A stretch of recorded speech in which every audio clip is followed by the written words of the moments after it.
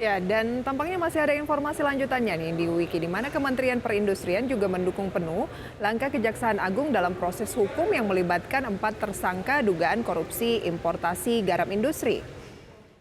Ya, bahkan Sekjen Kemenperin siap memberikan informasi jika dibutuhkan Kejagung dalam mempercepat proses hukum yang terjadi.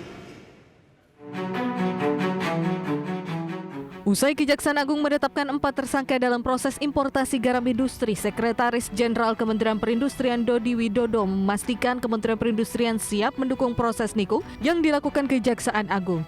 Bahkan Kemenperin pun siap memberikan informasi yang dibutuhkan Kejagung dalam proses penegakan hukum.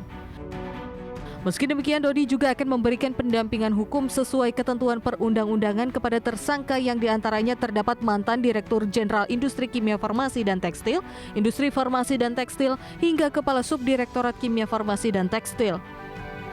Dodi menambahkan, peran Kemenperin dalam proses importasi garam bertujuan untuk memenuhi kebutuhan bahan baku bagi industri pengguna. Namun jika dalam pelaksanaan ditemukan penyalahgunaan peruntukan garam termasuk rembesan yang justru lari ke masyarakat, maka pelaku usaha dikenakan sanksi sesuai ketentuan Permen Perin nomor 34 tahun 2018 tentang tata cara pemberian rekomendasi impor komoditas pergaraman sebagai bahan baku dan bahan penolong industri, di mana garam industri digunakan untuk aneka pangan, industri farmasi dan kosmetik, industri tekstil hingga penyebaran minyak. Kementerian Perindustrian mendukung proses hukum yang saat ini dilakukan oleh Kejaksaan Agung terkait kasus dugaan korupsi dalam proses importasi garam industri. Dan Kemenperin juga siap untuk selalu memberikan informasi yang dibutuhkan Kejaksaan Agung dalam proses penegakan hukum tersebut.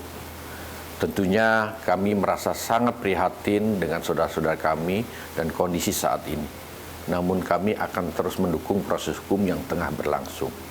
Dan kami akan memberikan pendampingan hukum sesuai dengan ketentuan peraturan perundang-undangan.